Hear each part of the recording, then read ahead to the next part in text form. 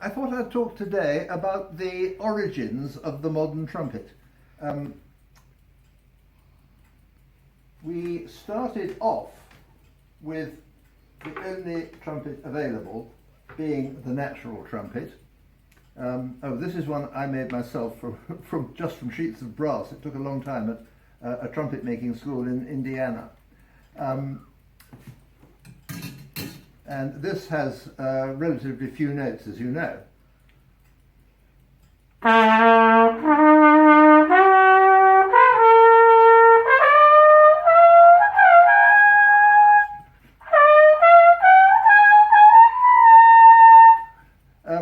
Sorry, playing very badly. I've got lockdown lip, of course, like most of us.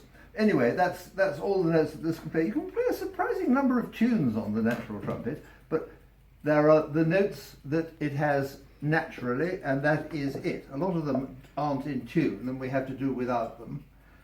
But still, it's a lovely and very usable instrument, but the tunes it can play are, of course, limited, which led, at the end of the 17s, about 1799, to a very clever Austrian called Anton Weidinger, who was a mate of Haydn's. I think Haydn was godfather to his children. He invented the key trumpet. Now, we're used to valves which lower the note by a certain amount, a tone for the first valve, a semitone for the second valve, and a minor third for the third valve.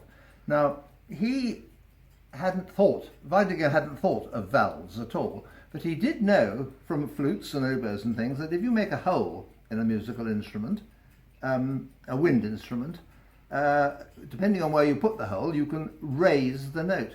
The difficulty here for us is, of course, that we're used to pressing things to lower the note, and with these, that you raise the note. So we're doing constant mental gymnastics about how far up and then how far back down.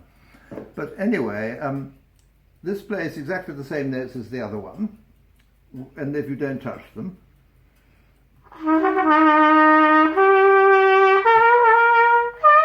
And so on, but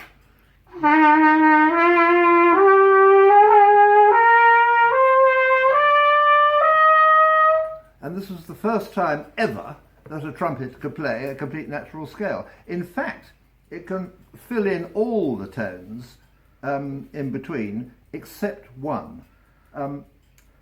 This is the key for a semitone, that one there, nearest the bell.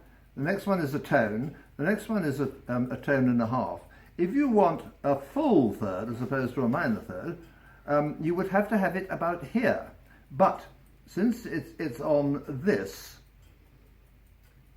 you cannot have it in a position where its pitch could be changed when you tune the trumpet. So this one, Weidinger didn't make a fourth key.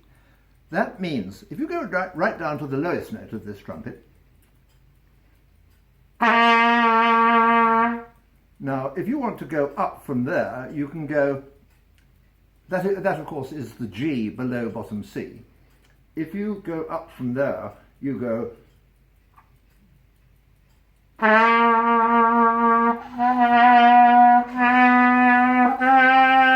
and then the next note is, which is a full tone, i.e. you can play the G, the A